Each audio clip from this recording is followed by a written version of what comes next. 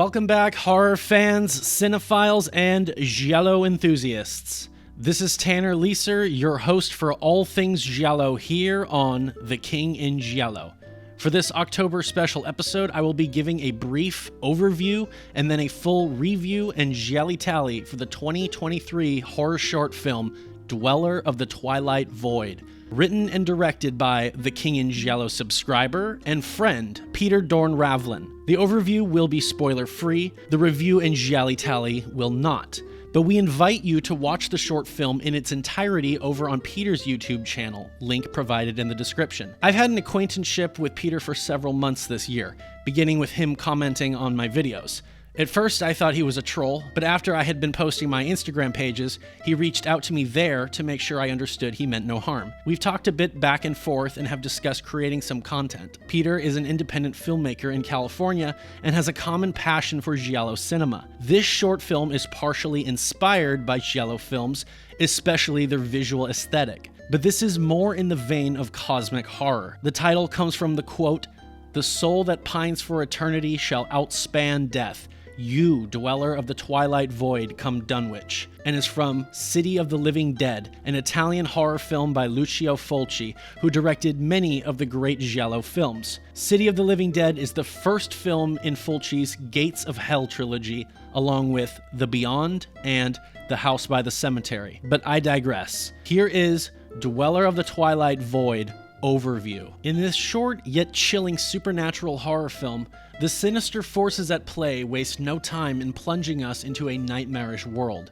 It all begins with a troubled man, Darren, in a bathroom, surrounded by blood and teeth, haunted by ominous voices and cryptic messages scrawled in blood on the mirror. Darren, our protagonist, or so it seems, possesses a unique ability, one that grants him glimpses into a terrifying future. However, this power is a double-edged sword, as it connects him with malevolent entities from another realm. As a series of gruesome murders unfold in the area, Darren becomes the prime suspect. Seeking refuge, he finds himself in the house of April, who also possesses this supernatural gift, but remains unaware of the impending danger. This is a sort of ghost story intertwined with possession, where brutal murders and demonic beings take center stage. The narrative predominantly unfolds within the confines of April's home, where she grapples with the enigmatic Darren and encounters these malevolent phantoms. These apparitions are a standout feature, with their haunting human forms, dark attire, and grotesque visages, each more nightmarish than the last. The violence on display is graphic and gut-wrenching, a testament to the exceptional work of the makeup department. The film excels in its creative lighting techniques, masterfully complemented by the moody cinematography by Steve Ritchie and Kellen Lim. The sound effects are vivid and unsettling, featuring sinister whispers and the visceral sounds of flesh being torn asunder. The tension-inducing score adds to the film's dreadful atmosphere. In the realm of supernatural horror, this short film delivers the spine-tingling chills that fans crave. While the acting may not be its strongest suit, and there is a heavy reliance on gore, the film successfully maintains its eerie and gory appeal. Horror aficionados are bound to relish this macabre and gruesome cinematic experience. On to the review. Spoilers ahead for those of you who haven't yet seen the short film. You've been warned. Okay, real quick. I'm gonna predict that the short film won't perform too well for the cliches. I say this because it clocks in around 12 minutes and is more supernatural horror than it is giallo. I'm taking an absolute shot in the dark right now, but I will guess between 50 to 75 points total. I will begin the cliches with the previewing, and since this is not officially a giallo film, I will only look at the title cliche points. And Dweller of the Twilight Void doesn't really meet any of these cliches. I could stretch it and say Void is similar to darkness, but it's not quite. No points here. And well, would you look at that, it is plot o'clock already. The movie begins with some eerie as fuck voice and sound design, with the title card burning brightly. K is for knife. Extra points for it being bloodied. 10 points total. I'll also say evidence is seen being destroyed. 5 points. Our main guy's thoughts are speaking. He denies the reality of the blood, as well as the knife. His meditation is interrupted by knocking at the bathroom door. Close up on a door handle, 5 points. This is Darren, by the way. "See you soon, Darren" is written in blood on the mirror, and an otherworldly voice calls out to him. We receive some quick flashes of intense gore, including a mutilation of eyes. Mutilation, in this case of eyes, 5 points for that. Psychic vision, 5 points. E is for eyeballs, extra points for them being mutilated, which is separate from mutilation. 10 points total. The sink is filled with teeth, and as he washes his hands clean, the flashes of violence continue, this time of a stabbing. That's a tongue. Darren reacts as if he's being stabbed. Is this a flashback? Is this a flash forward? We will find out. The scene fades to a new one in which a man is on the phone with a woman. This is Howie. T is for telephone, 5 points. Hey, Stacy, are you coming to this party tonight or what? The lights go out and we see our first glimpse of the dweller. I gotta do it. F is for fashion, 5 points. Love the wardrobe. As Howie continues to press his luck and spit game. No, I know you got a boyfriend, but leave him at home like I said earlier. I don't, what the fuck? He comes face to face with the dweller. The man is stabbed to death. We see the same images from before of the man with mutilated eyes. Let's hold off on deciding if this is definitively a flashback, though. Cut back to Darren saying in his thoughts that it's not going to take his mind. Yeah, let's see about that. Darren spies on 2 women entering into the apartment. He mentions one of them has it. But who? Yeah, also, what is it? This isn't Stacy, but this is a woman that Howie has tried to court. We receive our first mention of the cheese. I could please just ask you one more time. Don't touch my cheese. Second mention of the cheese. Don't touch my cheese. Yeah, don't touch it, but I'm gonna leave it out rather than put it away. Okay. What the fuck? She just said don't touch it. Cut back to Darren and yet another brief flash of something horrific. Back to the woman. Her name is April, just so you know. I'm not interested in meeting cute boys, but there is this one hot Italian lady at my work. Queer characters? Why not? 5 points. After a brief phone call with her mom, she gets a call from Jeremy, who tells her about something on the news right now. What could it be? She sits down to watch the news report, which is detailing a recent break-in. Blood spatter is apparently all that remains of the 2 male residents. We hear on the news that Darren is a prime suspect because he once resided in that same house and was also the main person suspected in his grandmother's murder. Someone else is believed to be the killer. 5 points. Up next, when man bites dog news. Hey, that's one of my favorite movies! The woman knows Darren is present and communicates with him telepathically before she calls him out. He comes out, clutching a hammer. It seems that Darren and this woman both shine, for lack of a better word. He warns her that they are in imminent danger as something is after them. He explains that he's had a history of extrasensory perception, but isn't quite able to foresee deaths anymore, not like he used to. But she can. Exposition dumping, 2 points. Let's go with S is for secrets, 5 points. Also for Darren, O is for obsession, 5 points. Was it lonely growing up? And Q is for questions, 5 points. She calls him out for hurting her friends, but Darren claims he didn't do it, that it was an entity that his grandmother referred to as the Dweller of the Twilight Void. The Dweller is described as feeding on fear, and especially relishes in feeding on the energy of individuals like them who have this gift. And when it becomes strong enough, it arrives with flesh-eating slaves. She reveals that she has recorded the conversation for the police, and she threatens him to leave now before they arrive. He pleads with her, saying that it feeds on fear and he is afraid. After she threatens him a bit, the light goes out. We see what I can only presume is one of the slaves. Oh no, they got Play-Doh! The TV turns on. Supernatural elements, 2 points. If you're not scared, it can't hurt you. So you're fucked then. Z is for Zoom, 5 points. Darren is ambushed by the slaves and the Dweller. He is stabbed repeatedly and his throat is slit. Immediately, the slave rips his heart out and feasts on it. The scene fades and the cheese lady returns home. I guess her name is Ginger. Some bloodstains appear on the wall out of nowhere. And look! Someone help me. Is that a cat or a dog? I do feel bad for Ginger. Peter seems to have written her without the slightest clue of awareness. Are you high? Did you take a bong rip without me? That's disrespectful. I thought that we could be okay together, really make this place, you know? And you know what? Ooh, you did something different here. I don't know if I really like this color.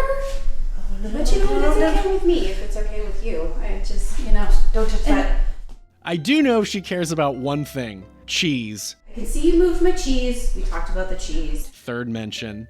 How is that even considered being moved? Where does it matter where she said it? It's still right there. No, freak it out.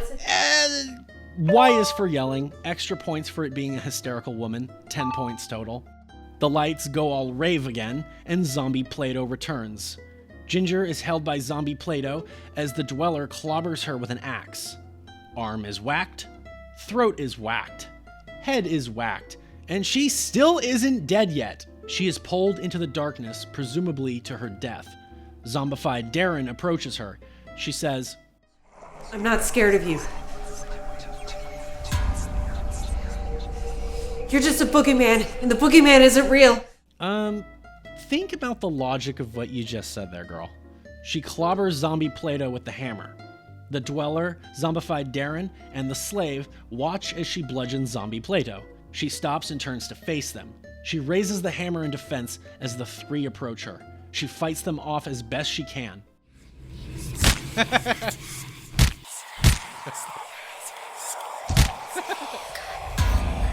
She takes the slaves out. Then she beats the Dweller's ass with the hammer. She takes his knife and stabs him, and he sort of just burns out of existence. The killer is killed by someone. 10 points. Alone now, the power comes back on. She says that she stopped it for now, but she's not sure whether they will ever be stopped for good, but she will always fight them. The credits roll. And that's Dweller of the Twilight Void. I'll admit, it's not quite a giallo, as I've said, but you can see the visual influences of the genre at play here. For being 12 minutes long, there is a whole lot going on. The monster creation and its lore do borrow from some others, but it's made all its own in the telling. The design of the Dweller is very creepy and fully utilizes the best aspects of the mask on display. The slaves are great too. Great makeup work on them, like holy shit. The gore is also truly great and better than some films with 100 times the budget. The lighting is probably the most giallo aspect, and at times is downright gorgeous. The sound design is relentless and intense. The direction is on point without it being too much of style over substance. Honestly, check this out if you haven't. Fans of horror, the macabre, cosmic horror, and giallo should all find something to appreciate in it. For the cliches I did not tally, we have H is for hallucinations because what we see are premonitions, not hallucinations. I also don't count W is for witness because for me, the witness needs to be watching the murder from afar, not standing right there. And lastly, I don't count U is for undercover because the Dweller is not hiding his identity using his costume. That's simply just how he appears. Moving on, let's segue to the GialliTally cliches for this movie. Post-giallo viewing cliches. The reason for the killings. There's not really one given, nor should there be. I don't have one on my list which would mesh with such a story, and if it did, it would honestly weaken the killers in it, who are closer to demonic entities than they are people. If I had to hazard a guess, I'd say power, hunger, or just simply evil or malice. No points here. The reason for the investigation. There's not really a true investigation in this one, but I'll say Darren is trying to prove his innocence, so 10 points. Style bonus. We lack POVs and crash zooms, but we do have a few slow zooms and gratuitous colored lights. There are some fade effects and enough slow-mo for an episode of Garth Marenghi's Dark Place, an interesting special effect where blood spatter appears out of nowhere, and a burning effect which is seen a couple times, plus some mirror shots. For a max of 25 points possible, I'll give Dweller 13 points for its style bonus. Soundtrack.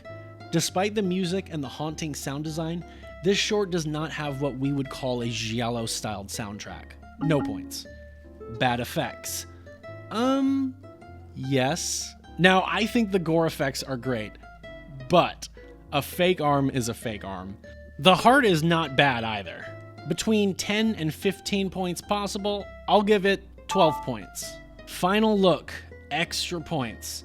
The dead pool, tallying how many kills and deaths are featured in the film. I break it down as thus: 10 points per kill or death scene for the main dead pool, plus any stylistic kill multipliers, which we didn't add just yet, plus the knife kill bonus, which is an extra 5 for the use of a knife. We see 3 kills on actual people.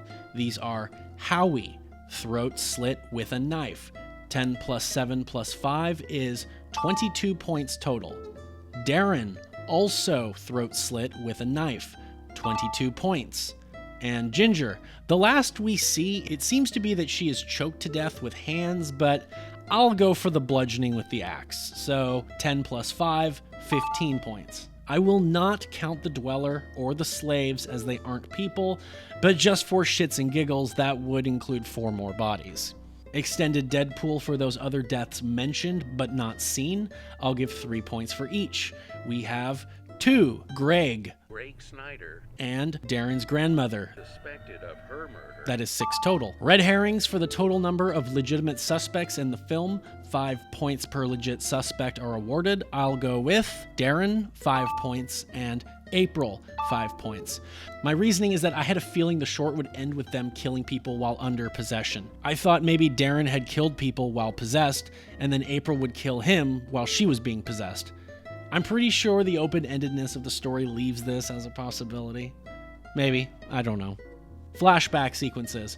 This is difficult for such a short flick. I had to check with the director if these clips were in fact flashbacks or foresight. They were in fact premonitions. No flashbacks, no points. Nudity. No nudity, no points. Ladies and gentlemen, for Dweller of the Twilight Void, I awarded the film an A to Z score of 9 out of 26. With the bonus points for these, we have a modified score total of 60 points. And for the full GialliTally score, I award Dweller of the Twilight Void a GialliTally score of 209 points. Compared to The Girl Who Knew Too Much with 452, Blood and Black Lace in second with 422 points, Libido in third with 407 points. Dweller is behind The Telephone, which is in last with 254, but Dweller is also half the running time, so not bad. I predicted between 50 and 75 points for the film, so I'd say I was dead wrong how well it would perform. But like I've always stated before, these points don't mean a movie is better or worse.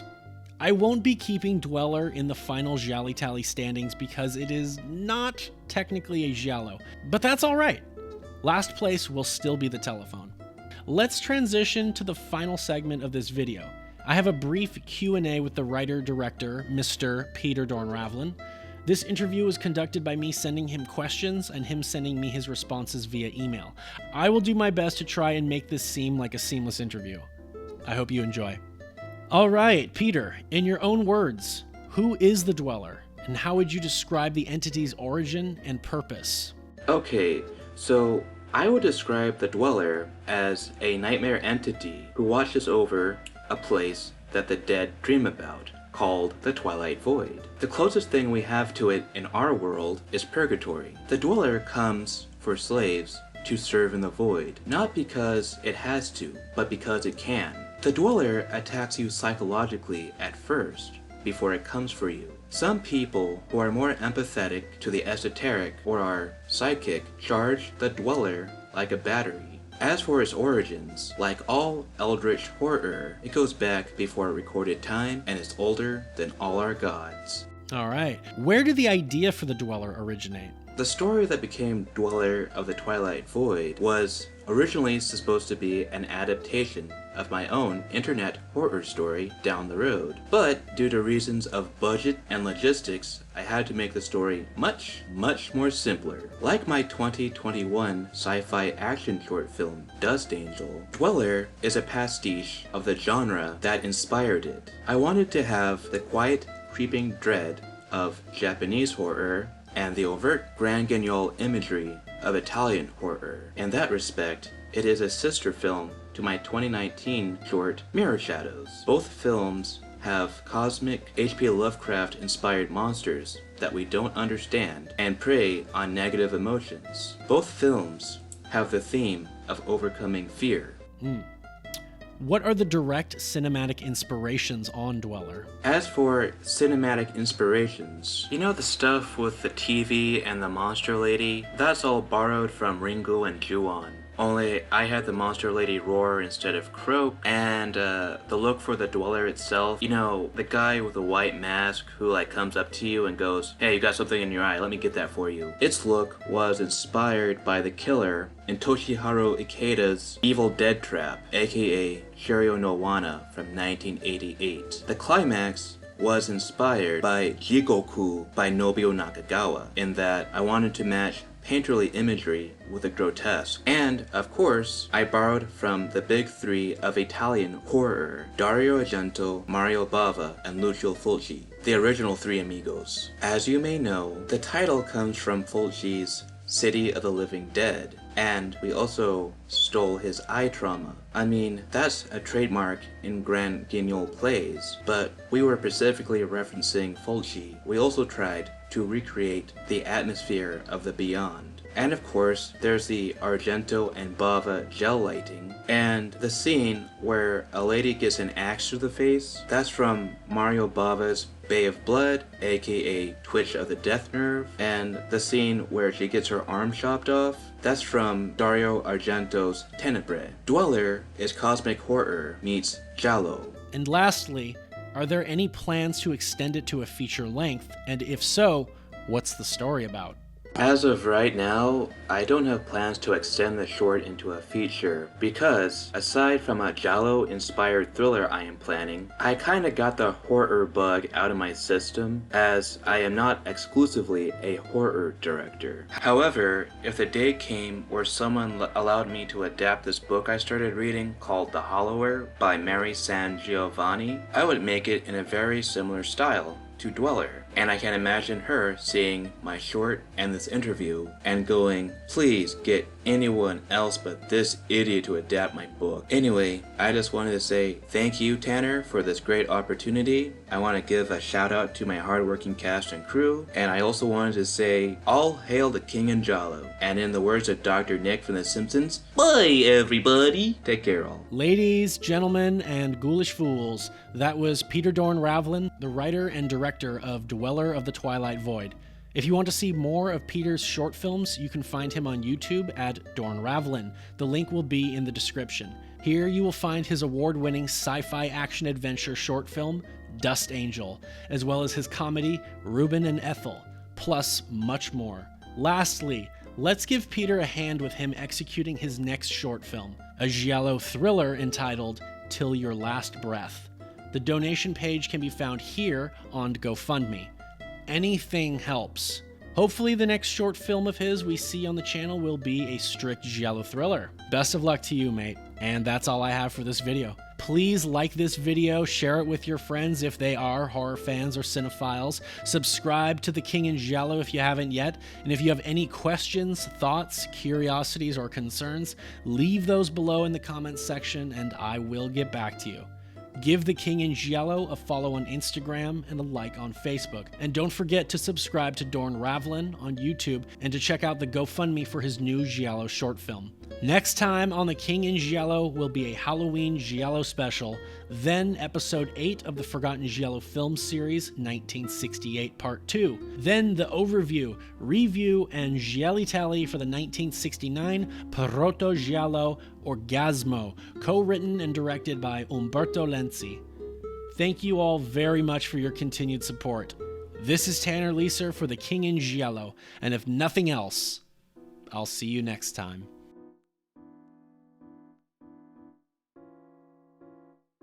My cheese. My cheese. My cheese. The cheese. The cheese slid off your cracker a long time ago. Why are you so vulgar?